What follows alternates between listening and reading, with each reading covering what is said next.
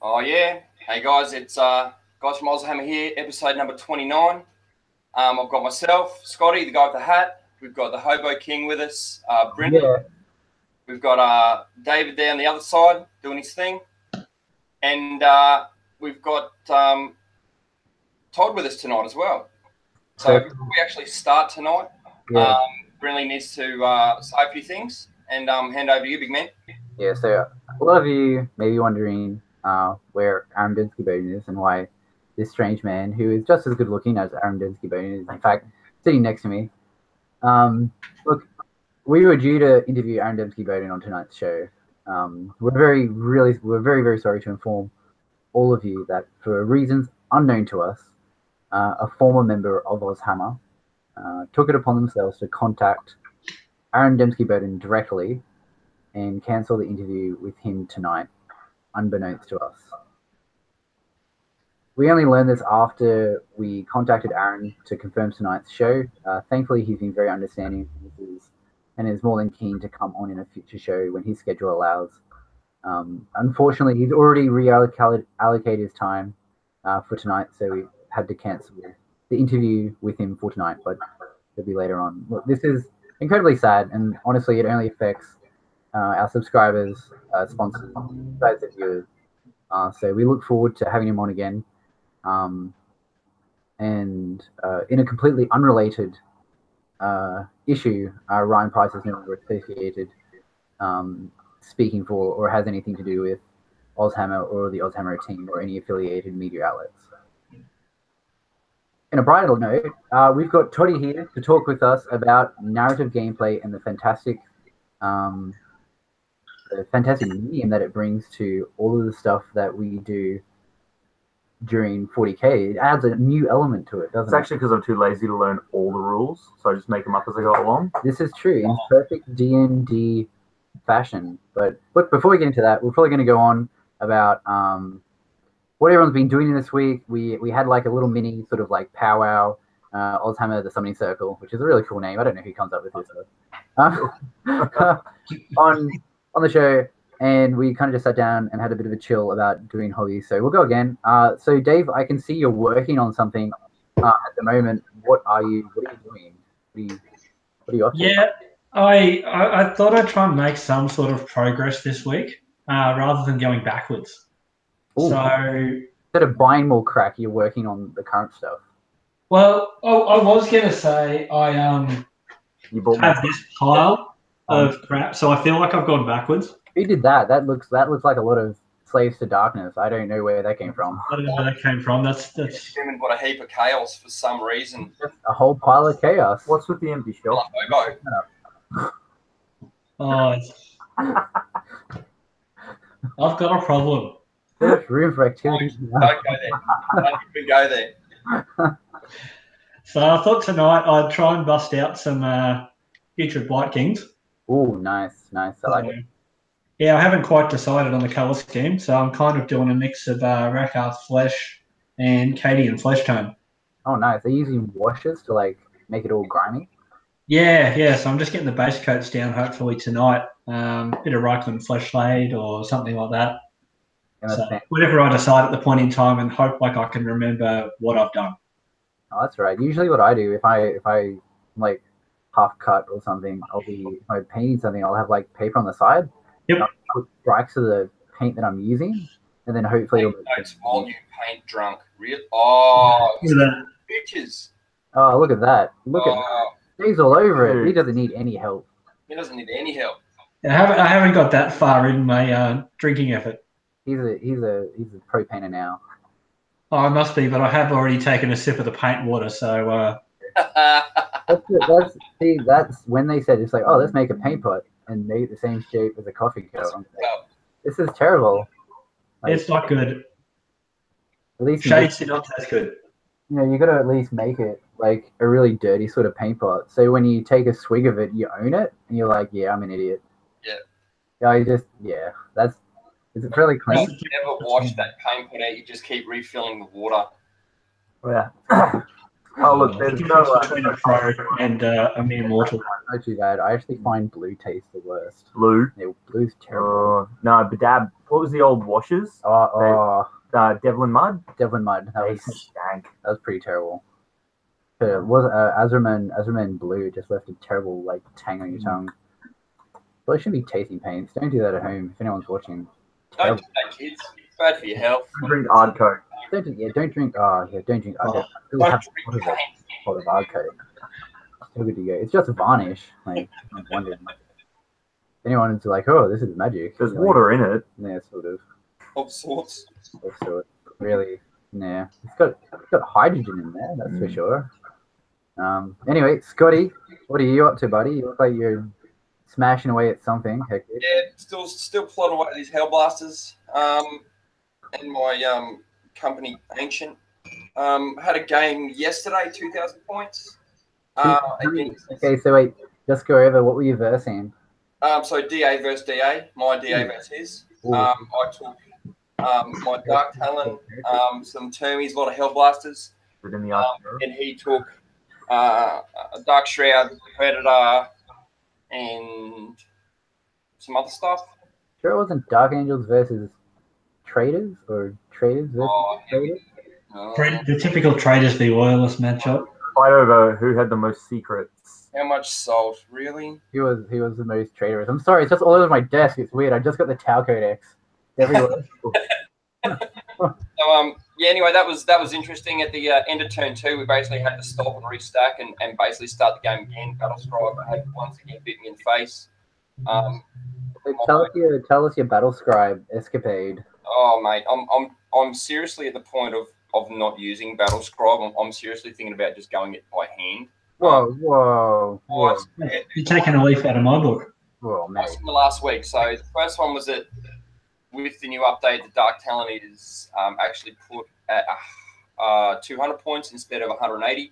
And then yesterday at the game, we had the Relic mission where you basically just jump up the middle, grab the Relic, and run away. My Ravenwing Champion was listed in Battle Scribe as an infantry character, where in the actual codex it's not. So I had used my said Ravenwing Champion to run up, grab it, and then literally to the back left corner, and then I was basically going to hide everything around him and just sit there and just wait for everyone to try and kill me and wait for the 5th turn. But yeah, end of turn 2, bottom of turn 2, whatever you want to call it. We actually checked codex, and yeah, we had to re-rack. So that was... No. How long have you already committed to the game? Say again? How long had you already committed? We're probably at least an hour in. So we'd had, with two goes each. I just want to have a shout out to Nick. Dude, thanks for your patience. I know that we were both pissed, but yeah, dude, top mark. Take it, and we just draw set. And just re-racked and went again. The game ended up being really, really good.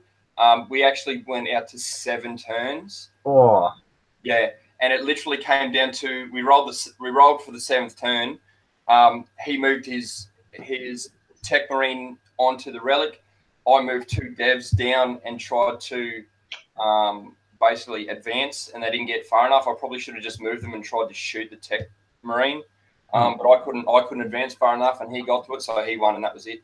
So it was literally last move, last turn, last roll of the dice that it came down to. It was really, really good. So that's awesome. Love it. So that's me for the week. Yeah, that's awesome. That's pretty good. Yeah, it was good. It was a really, really good game.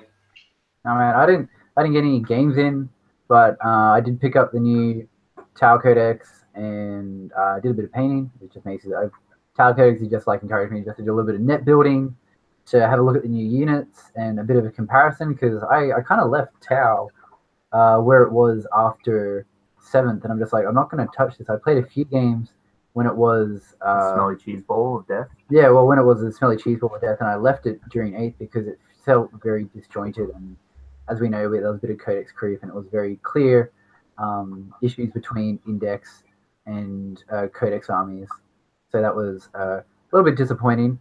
I still played a couple of games, a bit random list that I played, but now that I've got the new Codex, I've definitely started to pick up some really new, interesting... Smelly Cheese Balls of Death? Yeah, Smelly Cheese Balls of Death. Like, I wrote a list that allows me to have 3 Riptides. And that does not surprise me. Markalites everywhere. I just sat down, I'm just like, how can I, even with the new FAQs in mind, I'm just like, I'm just going to break this down until it's absolutely disgusting so I can feel bad about myself. How can I be a literal asshat to every human that I play? How can I be a total dickbot? I'm not going to take this list anyway. I just, you just do it to see if you could. It's like, invading Poland. You just want to, if you can, try taking out for once. Try it out and see how it goes for you. That's pretty much me in net building. I'll just make the most atrocious list I can possibly make, and I'll be like, all right, I can do it. I'm never going to play this. And so I never have to deal with it again. Did a bit of painting, painted Celestine and her 2 battle system minions. They're just up on the shelf there. They're looking pretty snazzy. They're off for a client. He's going to be picking up very soon. And I finished up my Captain, Primaris Captain. I don't know, the fat tubby dude. And so he's all good to go. Captain in Gravis armor. Mine's called a Master in Primaris Master or something. I can't remember. He just reminds me of the Michelin Man, like halfway between a Transformer and the Michelin Man. That is actually a really good model to have. Yeah. I was seeing someone who was doing, I think they were using aggressor legs. They were doing a true scale Terminators. Oh. But like Terminators and Shield on like aggressor legs. Oh, brutal. And fit pretty well. Like it looks really good. Oh man, I definitely went in on that. Definitely went in that. I was trying to kit bash a new Tau Fireblade, like half and half, and I don't know. I think I need to pin it. It looks really disjointed. I don't know what a Fireblade is. Is it a Crisis Battlesuit? Nearly. It's like a dude. It's like an infantry character. Weird. Oh yeah, he's the dude with the knife. Oh yeah, the knife. Yeah. He just throws it at people. He doesn't actually use it or anything. Yeah. It's not a boot. It's not actually combat Tau. Yeah, close combat Tau. They're one model. I was like, I'm sorry, did you mean Kroot? No, I meant combat Tau. Close combat variety. No, I'm pretty sure you're talking about Kroot. But yeah, that's been pretty much it. Just been playing around, having a little bit of fun. We had that game ages ago at yours where we had Tau versus Tau and Elder versus Tyranids and Dark Angels. Dark Angels. That was really fun. That's probably the most recent game that I played. But other than that, I've been kind of hanging out from some sick narrative with my acid dogs. Yes. Trying to get it built up. Definitely keen on hearing about this narrative thing. Oh man, you can hear all about it tonight. He talks a big game, and then I've got to come home and back it up, which is really fucking hard. No, he's already all over. Okay, for those of you who don't know, myself, Todd and Paulie have been doing a narrative campaign involving basically our 2 main forces. So myself and Paulie are the players, and Todd here is kind enough to provide his inspirational genius as what is effectively a dungeon master. And so we're playing with 40k models. We're using 40k lore and time, space, and world building to create the scenarios that we go through. And we've done so Paulie's done 2 campaigns so far, which led him through escaping an asteroid and a couple of other poor decisions that resulted in the loss of like a whole bunch of people. And Paulie lost a lot of dudes. It was a bit unfair. The difference between playing with Paulie, who's a good gamer, and then playing with Brindley, who's a good soldier, is that Paulie will make decisions because it's good for the narrative. Brindley just wants to kill everything. What was it? So we had this. So the first mission that I had was that I had to take my unit into basically a cruiser that we had lost all contact with, and made our way through, had a bit of a scuffle. Basically, get the engineering thing, and Toddy presents a problem. They're like, "Oh yeah," they're like, "Oh, they're." It was warp drives are being tampered with, engine rooms being tampered with.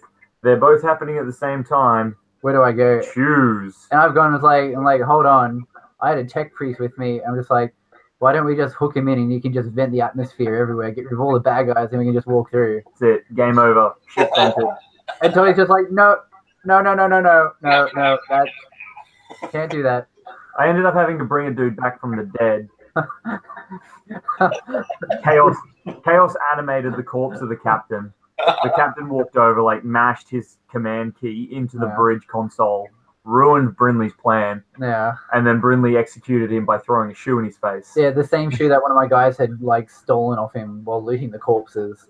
They threw his own shoe back at him. A shoe, like an actual fucking shoe. No, it was the captain's actual shoe. The captain's his own military grade boot to the face. Yeah. The difference between narrative 40k and 40k gaming is, when you make those funny jokes with your opponent about what you'd like to imagine have happened. Yeah. You just roll and do it. It actually happens. You just do it. Yeah, it just happens straight away. That's pretty good. And this campaign, it's literally taking a life of its own. Yeah. The defense of the Venetian system is a very real thing, and Todd is talented enough to be able to write this sort of stuff up. So he's working on a little narrative on the background, and as Aushammer, we may be doing something with that later on. So that's going to be really exciting to do. But we've got it's been such a breath of fresh air after dealing with when you're playing, you don't care that there's Codex Creep, you don't care that there's salt going every which way, you don't care about the random undersea water elves that are popping out in Age of Sigmar. But they are pretty. You don't care about the huge amount of money that you're paying for your hobby. All you care about is this narrative campaign that you're in.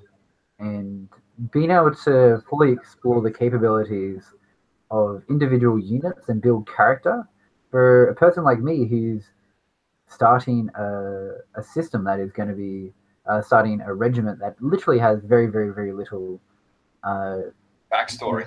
On a backstory or anything. This is a chance to have such creative freedom to actually create characters that's just not like, it's like, oh yeah, this is Captain and he did XYZ, but you've actually got the actual story behind it. Like my Ministerium priest went toe to toe with plague bearer. A plague bearer and won just like a lonely priest just slaughtered a plague bearer. Just like we mixed up the combat a little bit for that one because we just instead of like go your turn, my attack back, my turn, your attack back. Yeah. I just made Brinley roll off with me, so we were just picking up dice and dropping them until one of us actually got a wound through on the other one. It was. Oh wow. It was nerve-wracking to say the least. It was anxiety-inducing at best.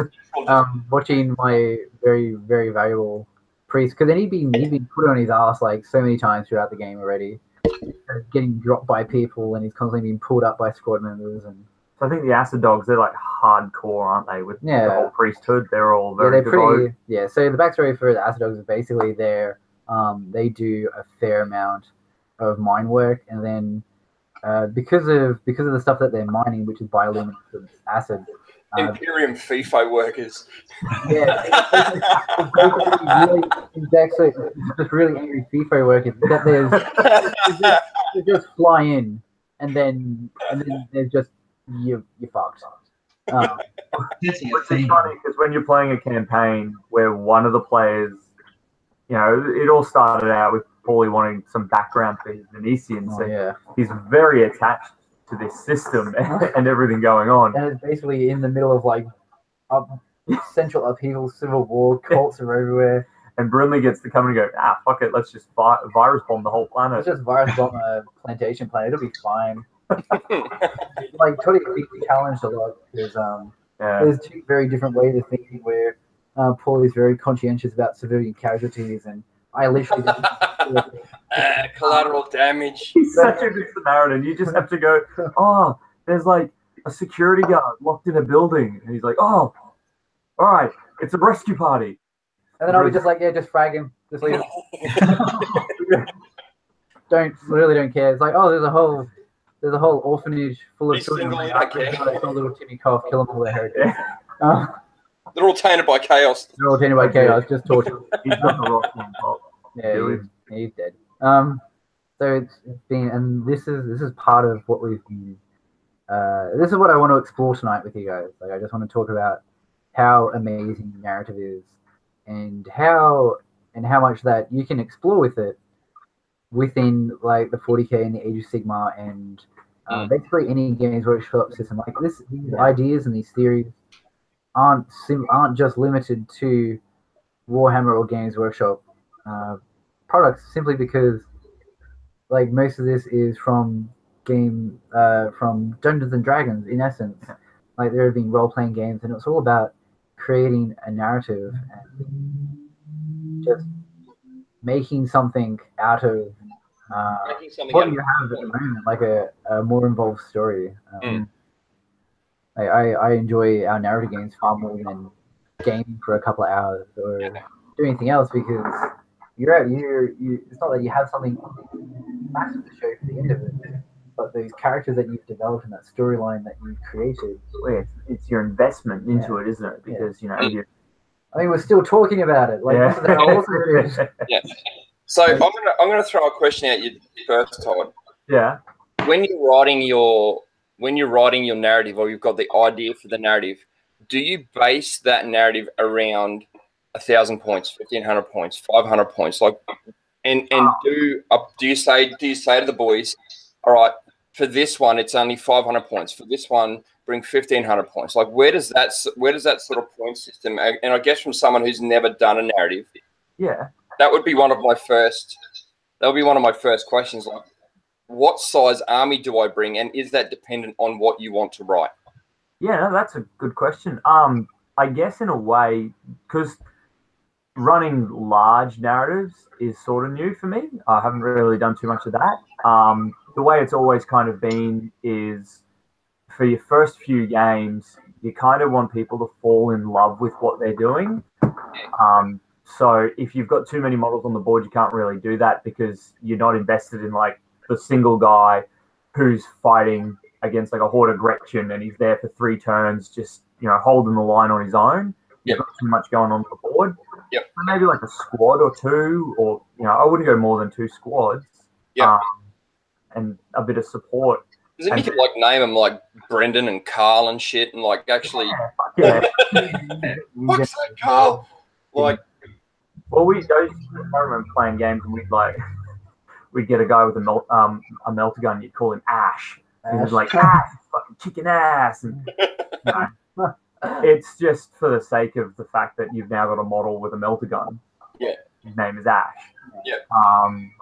But yeah, so small scale to start with, definitely. But then for Brindley and Paulie, because it's such a large scale event that we're working on, I've had to get a bit creative and go, all right, well, now you're going to move from this individual squad. You're not going to play with those same dudes anymore. You can use the same models, but their story is going to happen later down the track. We're going to go look at something else happening now. Mm-hmm. Because I think the way we ended up wrapping it up is you had about 10 guys left each. Yeah. Thereabouts. Yeah, about that. Yeah. So we wrapped up the game, and because guardsmen are pretty squishy on their own, and even with some plot armor, you can't always save them.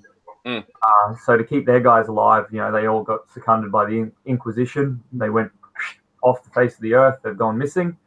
So now we're going to go back, look at a couple of the major events that happen over the course of this campaign, and I'll just see, as they play through it, see how it naturally unfolds for them, and scale it up from there. Yep. And then for flavor, go back for the small games. Yeah. So that last one that you did, how many points was that? It wasn't even really points. It was literally like... it's just bring dudes. So you didn't... 10-man squad, and then I had a tech priest and a Ministorum guy. Basically, Toddy said, this is kind of what you'll be doing, and kind of keep your squad out to see how you think it would work best. So I spent the night before, because I knew I'd be clearing close spaces. Yeah. So I kitted 2 dudes up with shotguns. Yep. And took a heavy flamer, and then I just took the Ministorum and the Cogboy. So when doing narrative, you can play as close to the rules as possible, but as realistic as you can get for a bunch of guys playing with toy soldiers. Yeah, that's it. So you don't want to say, oh, you can't have X, Y, Z because it's not in the codex. Yeah. When realistically, in that situation, those characters would be they'd have access carrying to that. Yeah. They'd be doing that, absolutely. Like yes. Yeah. Like whatever you suspect they'd have in a book, pretty much. Yeah. So yeah. I think the next one we're looking at might be 2 or 3 squads each with some support vehicles, and we're gonna make you guys go save like a grain silo or something pretty important. Yeah. Like So it's gonna food belt. be pretty good. And we smashed this out over a couple of hours, like Yeah, it took us a while. 7 hours, yeah. But that was 2 games going At once, yeah. at once. Yeah. See how this one goes. Yeah. So yeah, man, dude.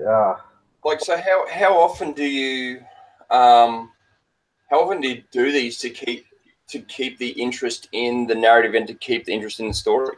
Yeah. You don't want to, once a month. You don't want to leave it too long because otherwise, you start forgetting shit and connected with it. Yeah. Everybody's got a lot on though, so it's just when how do you keep track of everything?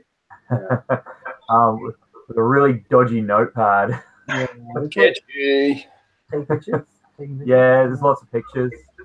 And because I'll just keep revisiting it like throughout the month while the guys are off doing their own thing. Yep. Like more and more and more, and then scrap parts, rewrite parts. Go, oh yeah, could use this, or maybe I'll steal this idea from something else. That kind of thing grows on its own. So you just sort of nut it out in your quote unquote spare time and just whatever. Yeah, it occupies my head 24/7 anyway. So why not make it productive? Why not make it productive? Yeah. Then we do something with it, and it's pretty exciting. And that's it, man. We had heaps of fun. We've had a fair bit of practice doing this stuff before, though. Yeah, I've played through quite a few campaigns, mostly with Paulie. And vice versa. He started off being in my shoes, doing the DM. He's quite good. He DM'd a game for me before. He's a lot of fun. Yeah. Scary facing his orcs. Oh yeah, man. I actually tried to play scouts as scouts and like put them advanced down the field and see what was going on. You don't want to be holding a sniper rifle and fighting 20 chopper boys. Not the GC that day. Yeah, it was. Yeah, the chaplains were not pleased. Yeah. So it's just something on and off that we've done for years. And so is this the first one you've really run full bottle by yourself? Yeah, on a large scale. Yeah. So learning, growing experience.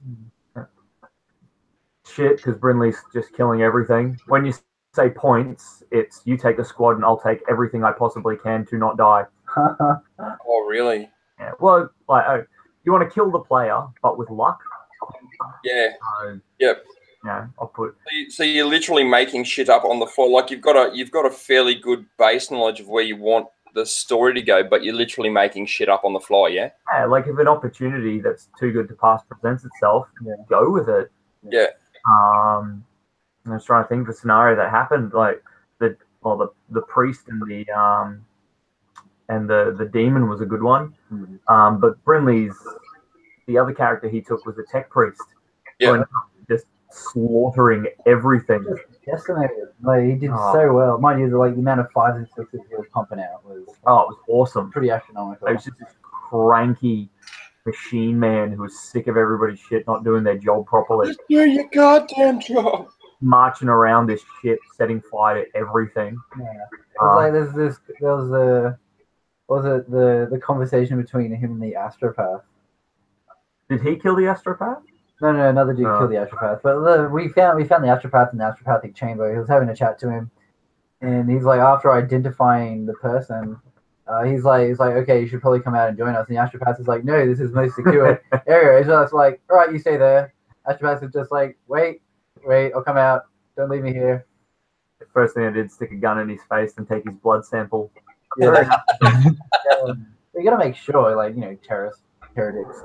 Right? Heretics. Heretics. That's what they are. Terrorists. Yeah.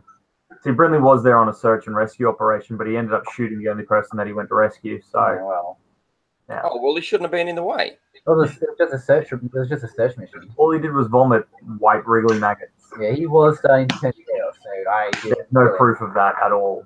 We just no. It's only a search mission. You didn't say do not kill this person or do not destroy this. That's true. Yeah, it's only a rescue mission. Instructions were not clear. It was just a search mission. We just found people along the way and they died. Yeah, we found them. They're there. They're still there. you didn't actually imply that they were rescuing a live person. You No, can they rescue a corpse. Like, yeah, No, well, yeah, we stopped the ship from being used as a missile. being a missile. Yeah, guys, we've got a question in from a dude called Duncan Manuts.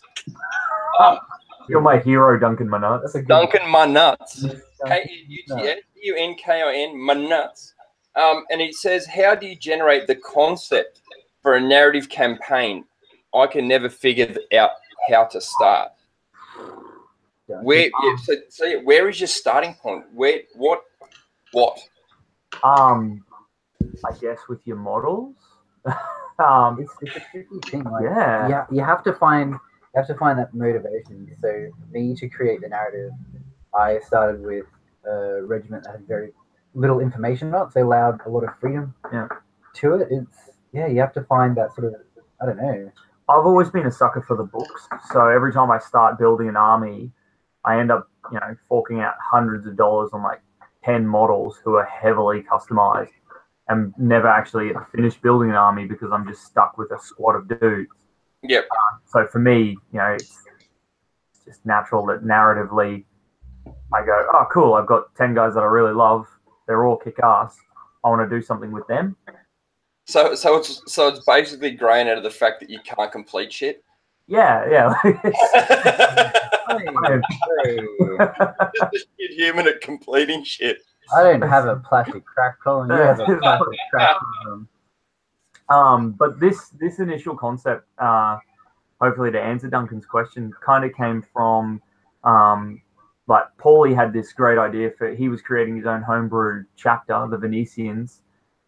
We bounced around quite a few really good ideas that he was pretty pleased with, and then wanted to blood them pretty much. Like he wanted his regiment to have its trial by fire. Yeah. I thought, oh well, what's a better scenario than to protect your own front door? Yep. Just went from there. So I spoke to him about what their strengths were, what their combat doctrines were. He was able to provide all that information, and then I just world built around that. And then went, are you happy with this? And he went, yep. And I went, okay, cool. Let's play a game. See what happens. Like, is creating a world out of nothing. It's an absolute art form. Well, the world's all like. The easy thing I think for us is with 40K, the world's all there, and everything that you could ever possibly think of is just like a click away. And there's been so many stories written over the years by so many brilliant authors, some of who might even appear on the show one day. Yeah, hopefully, But you just cherry pick bits and pieces and make your own, I guess. Space Marines love to go kill aliens. Yay! That's pretty normal for us. You found a way to make those models that Games Workshop produce data slates for that no one takes useful. Like scouts with shotguns. You're like, oh, what do they need? Man, I love an underdog. All veterans with demo charges. Just you got all these extra bits just to put something together, or you just throw something together, it'll work, or what do you do if somebody walks up to one of your days and brings 3 Riptides? No, that's cool. It fits in a narrative if their job is to ruin the day for everyone. So yeah. Isn't that a Tau player in general? They just turn up and just want to just be that guy.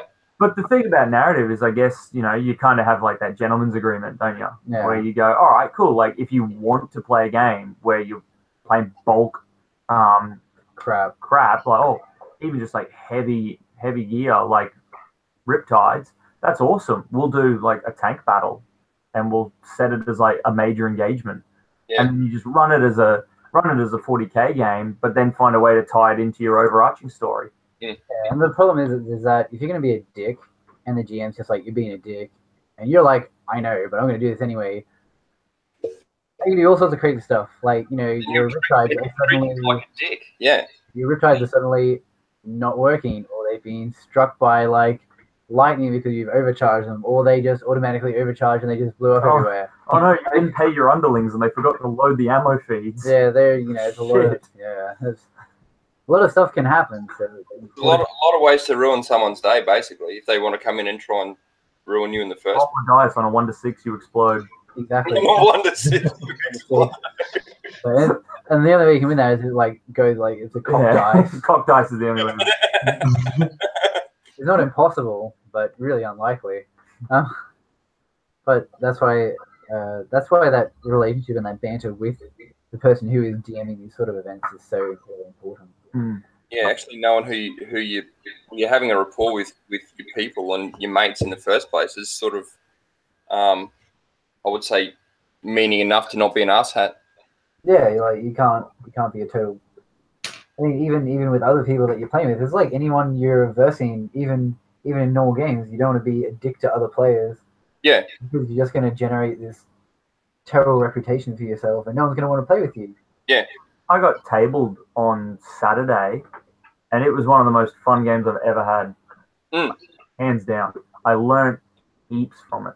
Tell us about your tournament. Did we go into that? No, we skipped over it. That's all right. We just avoided it. Well, Saturday down at Warhammer Caliber, had a 1,000-point patrol detachment, no doubles of anything. So you could only take one of each.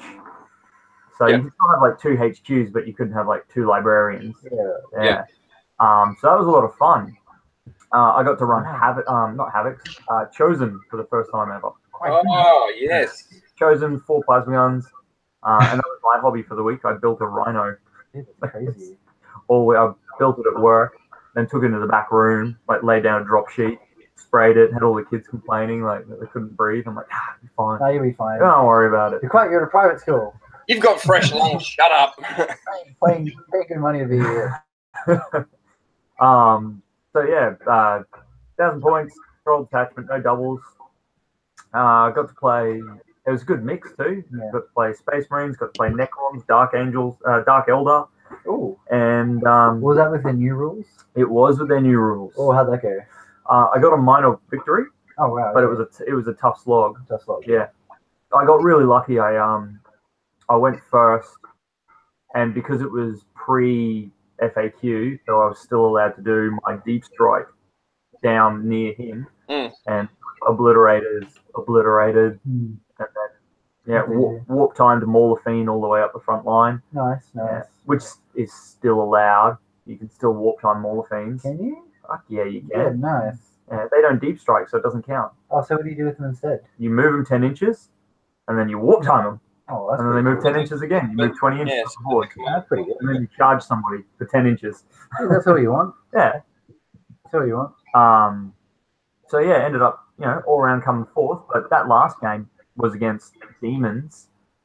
And I don't get to put, I don't know how many people still out there play demons, but I don't see them all too often. But it was a lot of fun. Yeah, so you can lose with dignity, man. Yeah, that's it. It's like your best games as your worst games. As long as you're both sitting there crying, laughing at shit roll dice, and you know what I mean? It really doesn't matter. Most of the time, it doesn't matter what happens to your army, or whether you win or lose. For me, anyway. If I'm same thing. If I'm getting my ass handed to me, we're joking and crying, laughing just because of stupid shit we're talking about, then that's really what it's about, anyway. Absolutely. Like I said, the same with Nick. It was a really good game because we were just joking and talking shit and just whatever. It was a relaxed atmosphere. It was a cool game, Yeah. No, I love it. So it was a good way to get involved. The 1,000-point detachment or the patrol detachment, pretty cruisy, entry level sort of stuff. Yeah, and lots of units that you don't normally see as well, which was good. Mix it up. No, I'm just trying to think. I think the scariest thing I had was probably the obliterators, but I never leave home without them. Yeah, so you couldn't take 2 of anything. So someone just dropped a message in the chat regarding the new FAQ and how you can only take 2 of everything per detachment. Yeah, we had a quick chat about that last week. It does and doesn't affect players. It affects really competitive lists where you're taking multiples of everything and you take more of 2. But your normal everyday Joe player, it doesn't or hasn't affected us that much. Yeah. So it's not 3 now. So you can only take 2 per detachment. Yeah, for that amount of points. Yeah. So does that mean they've changed, like in the Chaos Codex, you get the kill shot stratagem? They've changed that then, obviously, because you need 3 predators to pull that off. Yeah, so that's well, I mean, you could still. Is it 3 predators in a unit or 3 predators in a unit? I didn't think predators could go in a unit anymore. Well, if it's 3 predators, you could still take 2 detachments. Yeah, okay. And then you could take a maximum of 4 predators, I think. Is that how we're reading it?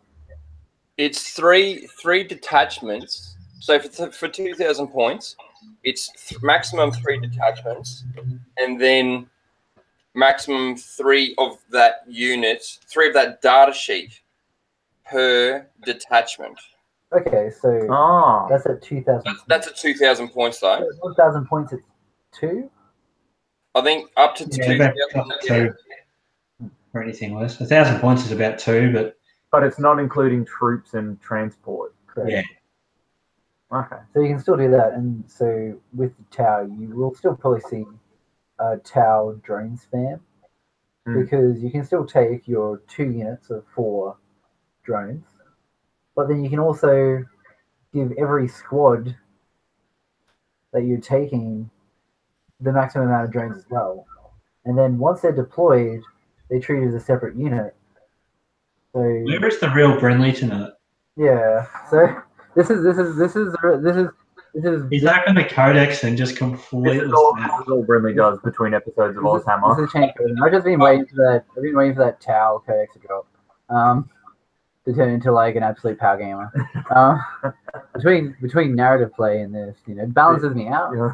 Balances me out. Being a total twat and being a conscious. You're the opposite ends of the scale. Dictator. My acid dog. There we go. Lee said 1 to 2,000 points. You can have up to 3. So yeah. Okay. Oh, there we go. That's good. I'm glad someone clarified that for us. I was getting a bit confused. Still take 3 broadsides, man. Like I know we're a show about yeah. Oh, dude, broadsides are so good. I mean, I know we're still a show about wargaming, but you guys probably know the rules better than most of us. We're just here to be entertaining. I get shit mixed up all the time. Yeah. It's everywhere. Not so great. Yeah, pretty bad. I mean, yeah, broadsides, they're pretty cool. They're coming in. I need to stop talking about Tau. Yeah, you do. And you shut up. Anyway, look, okay, so we got really sidetracked. Narrative gaming. Narrative gaming. Okay, so a big influence that for me for narrative gaming was that site that you put me onto. The Guardsman Only party. Oh, God. If you can find Guardsman Only and find that blog and read it, it is incredibly brutal. Oh, really? Yeah, it's like the George R. R. Martin of DMing. Yeah. Oh. It truly brings into perspective how insignificant a singular guardsman is within compared to the whole Imperium. Yeah, exactly. Oh, dude. I think the opening one, he talks about how they did like a lock-in, him and some friends, so over like a course of a weekend or a long weekend, the DM just gets them to write up like 20 characters. Okay, so they run through 20 characters. I think it was through the Only War book. Yeah, the Only War game. Yeah, the RPG. So. Yeah. So they get 20 characters each. They all run their 20 characters, and then by the end of the first day, all 20 characters of everybody's dead. So they come with new characters who then all die, and they're writing characters on the fly between turns. They're dying. They go through this huge campaign fighting. I think it was orcs. They had to hold the line. Died. Hold the line. Died. Finally hold the line. Oh, you're getting redeployed. Then Tyrannids come in. Oh, man. Mess them up even more. This goes from worse to worse. The end of the campaign was when the DM's like, all right, there's like 18 people left out of the entire battalion. Pick, or it might have even been a whole regiment of guard. Yeah. It was massive. No one made it. And he goes, all right, everybody pick one character out of this pool, and that's the backstory for your character. Done. Now we'll start the campaign. Wow. Yeah. Wow. That's brutal. Like, just keep having to remake, and like you said, even on the fly, that's pretty shit. It's an exhausting read. You need to sit down and you just need to read it one chapter at a time and just put it down and be just like, wow. I don't have the brain power to comprehend that. Yeah, you just have like just having like a mild stroke. Yeah. After you finish reading it, because the amount of effort and the time that they've gone into is absolutely phenomenal. Guys, our homeboy Duncan has thrown another one at us. Would a kill team style narrative be good for a novice? I don't know if that's for a novice player or a novice DM.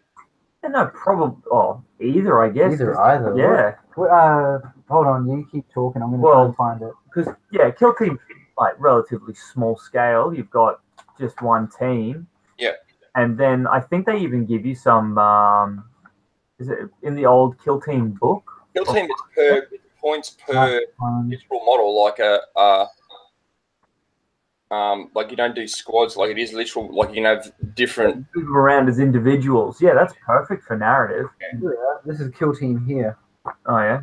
In edition, I don't know, whatever that was. Hey, I've got that edition. Hold up. Like 4? Yeah, no edition. All right. Well, what we're here. Yeah. What page? 214. 214. Oh. Digging up the vault. And it's all here. And so this is basically where kill team. Oh, look at this. All the kill team basics and all the really cool snazzy stuff that's gone into it. Show you my turning. This is really hard to do. Yeah.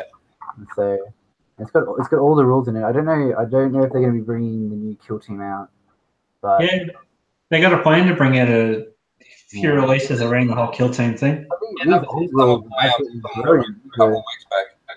These were so good. This covers everything, like bosses, and I'm terrible at reading backwards. Yeah, I remember that one. That's where you had goons, and then you had elites, and then like HQs on your enemy. It's like story time with Aushammer. Yeah. That's before you go to sleep. Read me a story, Brindley. Read me a story. Well, once upon a time, there was a commissar, and then he shot his mate. And Who put Brindley in charge again? He was an acid dog commissar. Wait, I look great in peak caps. It even has like kill team terrain in there, like specifics. Yeah, and like the models. I think this is an elder group we're looking at the moment. And then you've got space. Blood Angels, and then over here is. Oh man, those are like some hardcore traitor guard or something. They're mutants. Seriously, if you've got this edition, pick it up. There's some really cool stuff in this book. A few. I'm a little bit ahead of you in it at the moment, but yeah, it's that's where they got the terrain down 229. They've got the terrain there. One of the cool ways that initially just starting to get into, the narrative side of 40K was just playing normal games and going, oh man, I want to punch this. All right, roll for it. There's a sergeant who's literally just one-handing a 14-kilo grenade launcher, and he's like, "Yeah, I don't care." Yeah, Axeman. I love the dude with the flamer. His name's Axeman. He's just like he's just Axeman. Yeah. Gold. Oh man, Dane Buffalo, Sergeant Dutch with the grenade launcher, dude. In his left hand, no doubt. Like that's where I get all my names from. This is where you get all your names from. Oh, there's a picture of this boss. He's literally just holding one of his like dead bodyguards up. Yeah, walking out of the bushes, and old mate's trying to cover him. Yeah. And this is the sort of Warhammer stuff that I miss, and this is why. So like, what's what happened? They're bringing it back, like with the little kill teams. You could, I think you little kill team things, and then you could build your narrative off to it. It used to have competitive kill team, which was pretty ridiculous. But competitive kill team. Yeah. How would you even score that? Yeah, I've played some 200-point games. Oh, okay, yeah. Where you go kill team, but this was in 7th out of the kill team book, and it was 200 points, and I was running I think I had just a scout squad, and you just give them camo cloaks and sniper rifles, and they were pretty effective. Or you go veteran guardsmen with is it snare mines? Yeah, because then they get like 4 up. You're able to like mine the areas that you're hiding and like all this other cool stuff. Yeah. So just cherry picking old rules like that, I guess, as you start doing more and more narrative and just choosing what you want to do, as long as it's within the realms of everyone's cool with it. Have you taken ideas from other books, like all not the time, UK stuff? Yeah, all the time. Yeah. Stuff gets ripped off pretty hard. It's, like, I'm not going to hide the fact that I'm not original at all. But, it's just kind of as you see the inspiration that you like, and you kind of want to go, oh, I wonder what would happen if, and then mix it up a bit.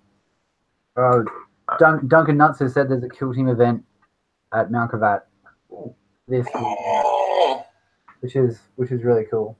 So same. I do love a good Death Watch story. I feel so disappointed their rules just do not reflect how baller they are.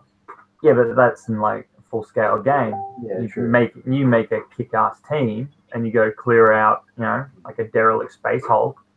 You're good to go. Fuck yeah. You're like Hellseeker missiles or something. Shotguns with explosive shells, and heavy flamers with bolt guns in them.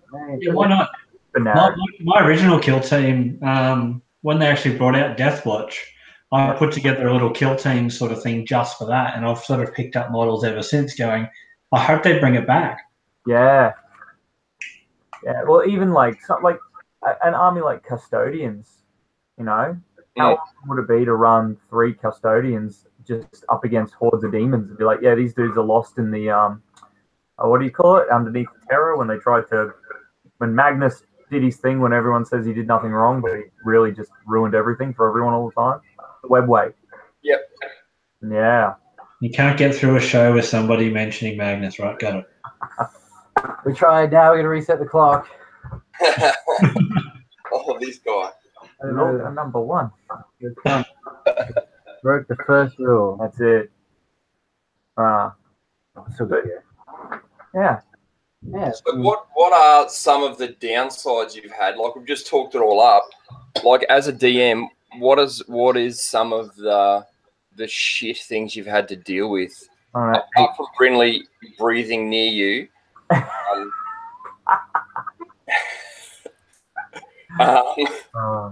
yeah, like what are some of the, like, you just like, why? You know what I mean? Like, not in relation to like game wise, but just, whether it be difficulty of trying to figure out a narrative, or what is so some of the shit things you've had to deal with? All around, it's been positive, but I guess 8 hours of gaming. When you agree to play 2,000 points or 1,000 points, and you get an hour and a half into it, and you're close to done. Yeah. When you're an hour and a half into turn 1, and you're like, where was I going with this? Okay, so Brinley, good point. When he wanted to jettison everybody out of the ship, and it fucks your plan. But if you don't have a plan, then it's not a problem.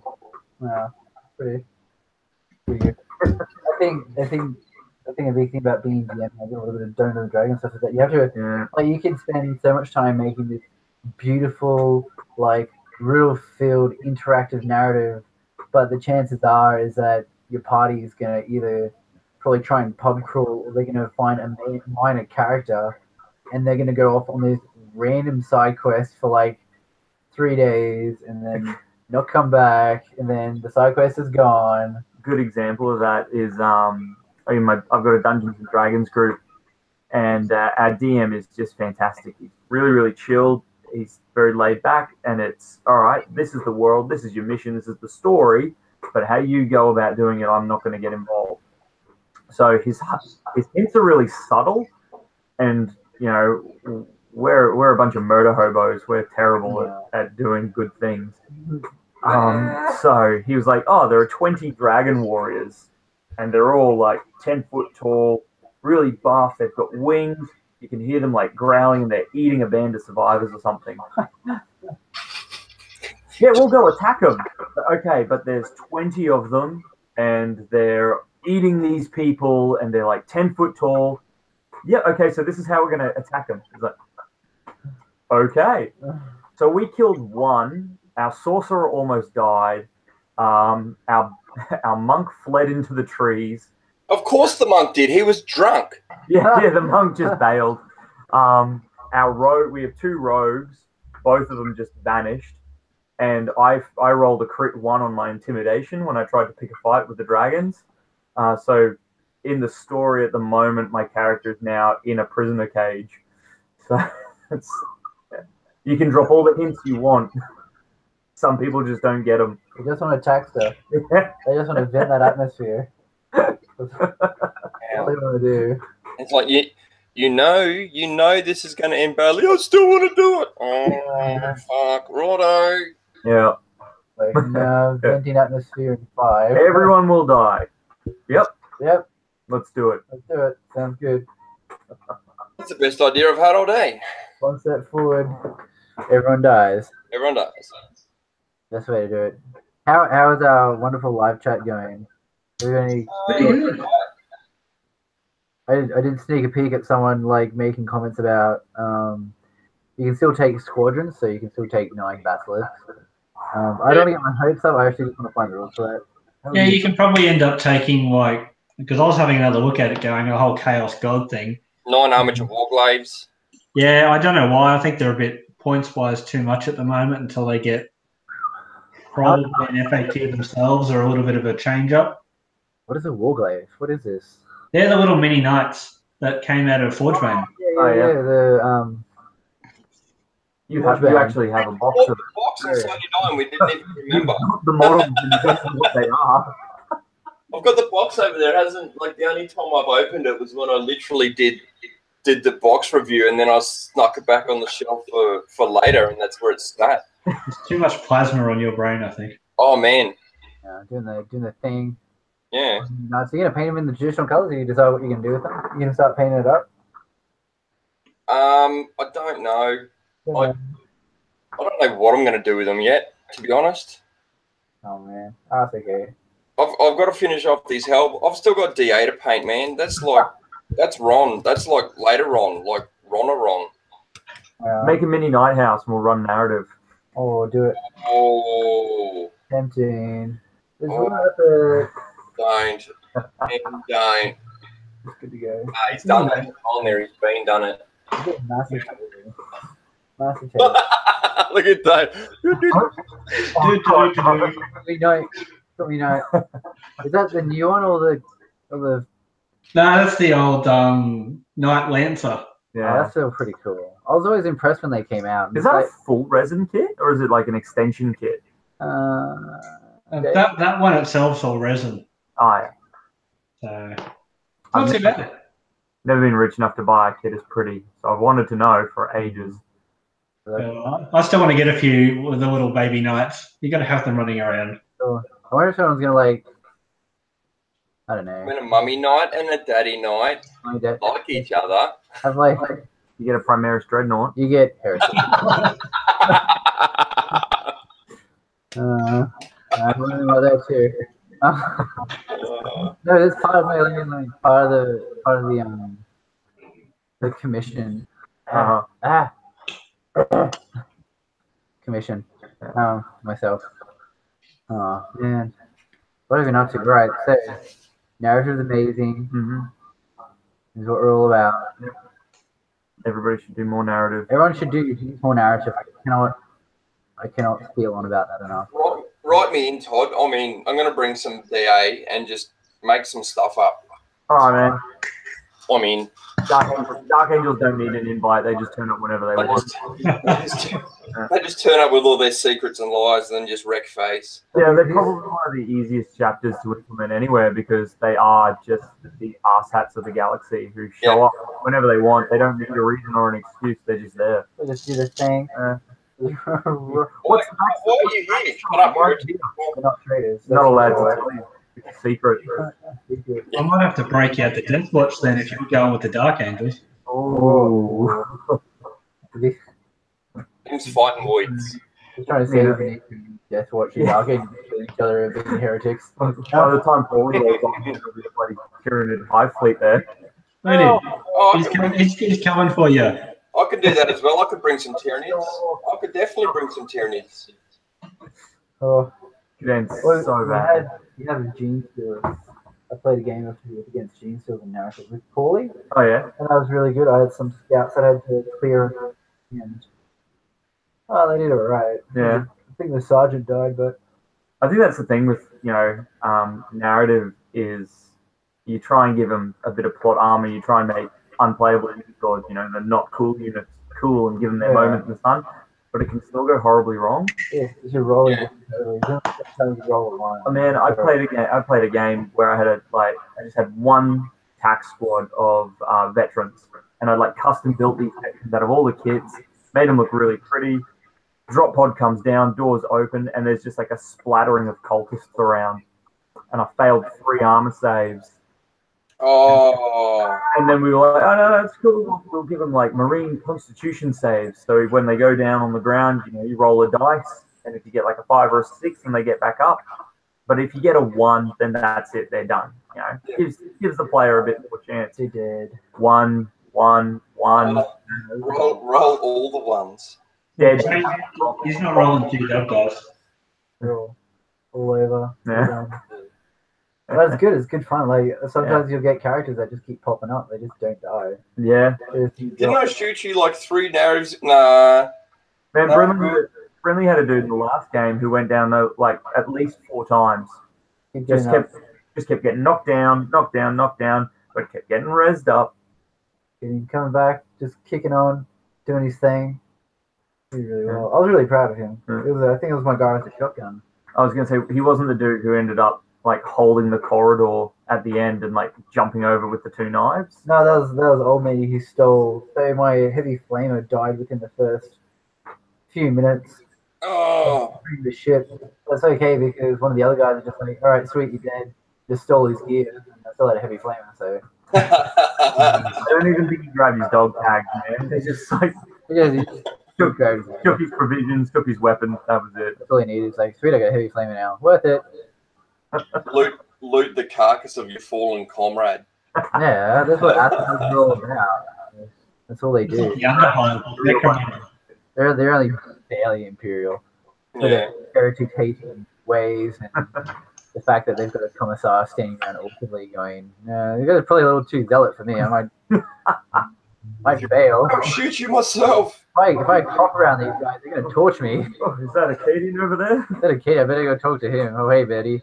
What about Katie here? No. My bad. Yeah, still here. Still in my heart. All these memes of that kid.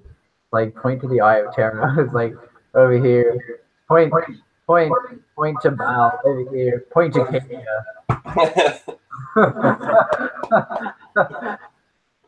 So good. Progression, man. Beautiful thing.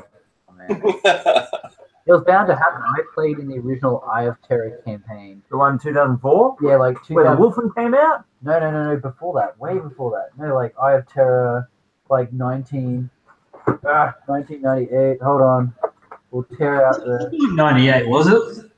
No, this is edition 282. I'm telling you, this is 2004. And this is the one where the Wolfen got their sexy metal models. Oh, did they have metal models? Yeah, long before the plastic ice core people.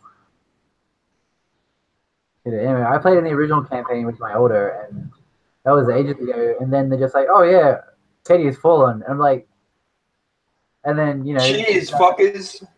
In 2003. June 2003. And yeah, they're like, "Yeah, Katie has fallen." And then they just swept it out of the run. They're like, nothing to see here. Nothing to see here.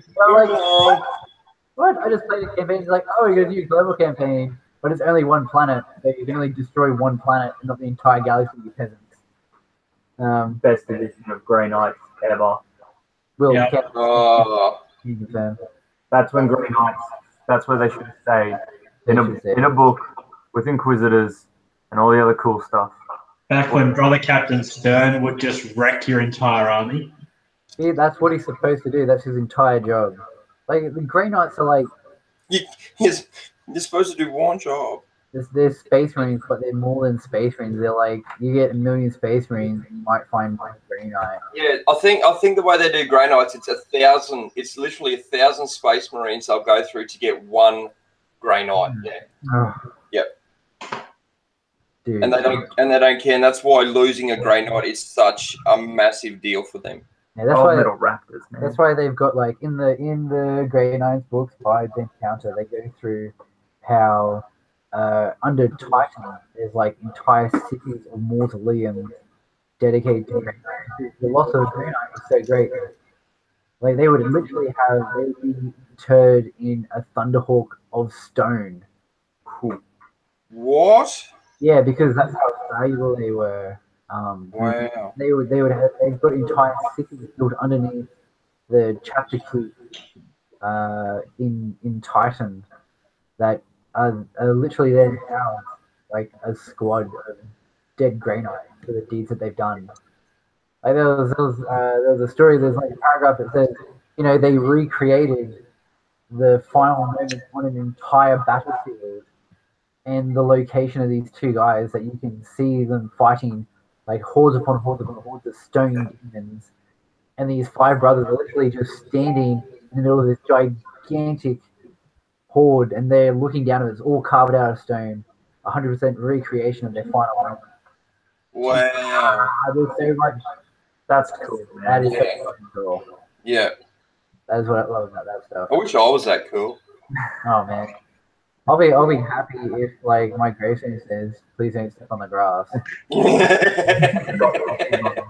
or yeah, it's like picking up. I dare you.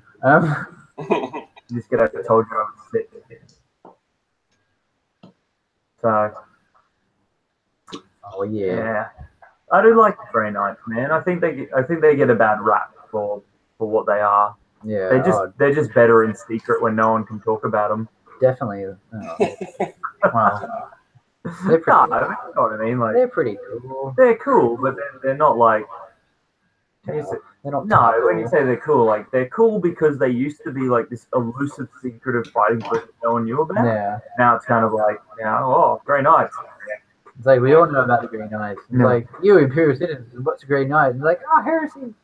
I don't know anything about that. And you're like, no, but never mind. Lads, we've got another question. Man, Duncan, my nuts. He's up spitting them out tonight. I tell you what. He's just dunking them. He's just dunking them in there. So I'll throw this one out. Which faction would you find difficult to write a narrative for? Ooh, Tyranids. Tyranids? Yeah. What about Gene Stealer cults? Like, could that be an extension of Tyranids there? I don't know. I think there's a couple books out now about Gene Stealer cults. Probably. Well, Gene Stealers can speak English. Hey? Gene Stealers speak English. Tyranids don't. Yeah. Yeah. Well, see, Gene Stealers, because they take what do they take, like hundreds of years to take over a planet? Yeah. So you could do a really cool narrative campaign about, the Gene Stealer cult, like taking over a planet or not even knowing that they're being used by the. That's the thing about Gene Stealers. Like I was talking with a mate of mine the other day, and he was saying that Gene Stealers will actually inseminate women without them knowing. Like they'll mind fuck them and then impregnate them with the spawn of the Tyranid, so that it spits out this half Tyranid, half human thing. And I'm like, what? Like I didn't realize that the lore was so deep on those crazy fuckers. Yeah, I'm pretty sure a lot of them don't even know why they're doing it, or they don't even realize that they're part of the Gene Stealer cult. Yeah. Can you imagine that conversation at like GWHQ? They're like, so how do Gene Stealer cult get the people? Like, they just reproduce with human females, and they're like, how would that even happen? And they're like, no, we can't do that. Gonna think of something else. Mind magic. And they're like, yep, you know what? We're about to release the CLs. This is gonna do just fine. Mind magic it is. Ether C. That's lazy. That's so lazy. Like when I found out, like I was actually shocked. I sat there for a couple minutes. I'm like, dude, are you serious? He's like, yeah, that's the gist. I'm like, right. But see, you could, if you wanted to run a narrative with Gene Stealers, you could run them as the good guys. Well, I don't know if you run them as the good guys, but you could run them as the bad guys. Yeah. Or they could turn halfway through. Yeah. Shoot the tower in the back or something like that. Fuck yeah, run it as an Imperial Guard regiment who don't realize they're infested. Oh, dude. And then have half your dudes turn on you and be like, what was the movie? Point Blank. Roll. Don't shoot him. We should have shot him. An alien. Bad guardsman. Stupid aliens. Should have reported the heresy straight away. That man sneezes, heretic. Yeah. Space AIDS. Space Age. Space Age. Yeah. The gift that keeps on giving. Yeah, there's some messed up stuff in the 40k universe. Oh yeah. Oh, What man. about Slavers? Oh yeah, dude. Yeah, Enslavers. Yeah, do you remember that? No. They never had like official models, and I think they're mostly in the RPG books. But they're like interdimensional. Like they live in the warp. They're not demons.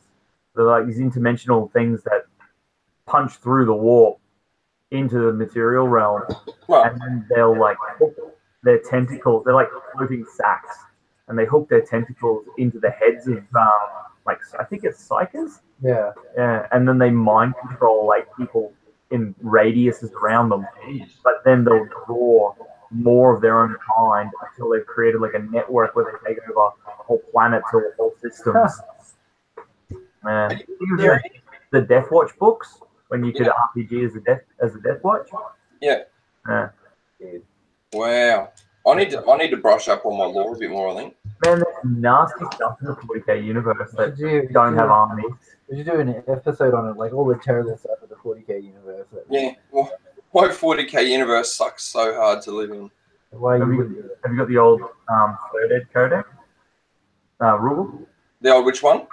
The old Third Ed one? That's the one with the Templars on the front. This one. I might have that in small copy. Where is it? You just had these books lying around. This one? Negative. No. Negative. That's one before. Maybe. What's the date on this son of a bitch? Well, 2004. Sweet picture in here. Yeah, 2004. Yeah, sweet picture. It's one of the artwork pieces, and it's got like old school Kroot before they ever appeared as anything else. Dude, yeah, they're like just like terrifying, like complicated. Yes. Oh man, I remember that. And it's got like the Hrud in it, like Skaven, Space Skaven. Oh. Skaven, wow. Yeah. Space Skaven. That is completely different to Age of Sigmar. Don't get the two confused. No, I know Skaven from Blood Bowl. The systems are clearly completely different, and there's no similarities. Man, Sigmar is definitely not the missing Primarch. Definitely not the Emperor. No. Oh, that's a new one. Ooh. Sigmar is like the reincarnation of the Emperor. Yeah, or is the Emperor in the war? In the war. Oh. Oh. And then the Emperor wakes up and Sigmar is no more and AOS is no more. It was all just a dream. I feel like we should just have an episode dedicated to just like spinning up really crazy theories. How far we can push it. Calling Primarch Ross. Yeah, Primarch Ross. He's just hiding. Here it is. Fuck yeah. What page? I don't know. It's on a page. There's your old school Kroot. Oh, wow. Spin around, just look. All right. When Necrons were unknown. Old school Kroot warrior just chilling out there on your left or right. Okay, you can see the neck. Wow. You can see old matey chompy face in the background. And I think the little squid pod thing down there is your... wow. What, Who's that handsome son of a bitch at the back? Enslaver. That's Todd. Yeah, that's my first cameo, man. Look at that guy. I creep onto Aushammer, I creep into the rulebook. He's just being instead. Just an integral part of it is fine. I just pull him out from under the desk every so often. Good to go. But as you can see, another fantastic fumble. These old rulebooks are great. Like a really cool. Yeah. Yeah. That's why I keep anything legacy Warhammer. Like I'll keep it. I won't throw it or sell it. I'm trying to get as much as I can. You know what I mean? Yeah. Absolutely. Yeah. That was good. No, really good. Well, I think we've been going for nearly an hour. A bit more than that. We've been going to Oh yeah. So apart from narratives and sidetracks, I think we've done pretty well. Yeah, I think we've done pretty good. Pretty chilled episode, as you can see. Quick message from our lovely sponsors, Irresistible Force. Coming up onto the 12th of May, they got the Brother in Arms tournament, and then on June 22nd they got Clash of Mars, and then we've got Force Axe 3 coming through in July. As already mentioned, there is a fantastic cooking event happening at Mount Gravatt, Cabalaba. And No, Mount Gravatt, not Cabalaba. Oh, Mount Gravatt. And I'm sure going to have some awesome stuff going on. Always. Just destroying stuff with Blake at the helm, wrecking stuff. And this Sunday we've got the Warrior Lodge. They're going to have their usual event. And on his north side, come around. There's usually 20 people playing games, anything between Infinity, 40k, AOS. BrizCon? Yeah, BrizCon. BrizCon this weekend. BrizCon this weekend. Oh, Supernova as well. Come on, guys. I'm gonna go manga nerd here, but yeah, I'm going for a toddle down a Supernova this weekend. So Supernova's down the Gold Coast, man. Right, man. So everyone go check that out. Obviously, we've got our local tournament, BrizCon. There's some really cool cats there. We've definitely got guys from Hillsborough to be there, and I imagine there's going to be Irritable Force going to have their stall. And I'm sure Toddy, I'll probably end up there somewhere. Will probably be wandering around, and Scotty will be running around, and David will be wandering around places. And so expect to see a lot of really cool little social media stuff that's going to come out from us. But other than that, nothing else. It's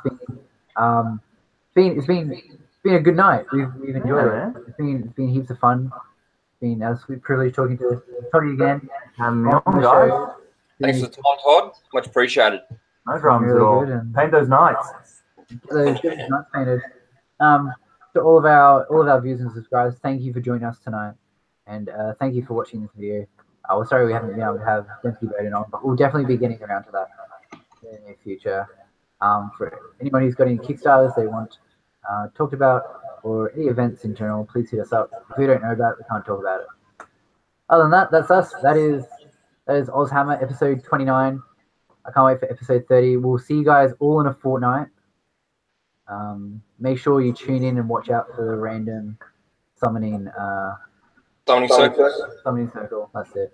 In the near future. And I've got anything else? Is that it? No, we're good. All right, guys. See you guys in a fortnight. Catch you later.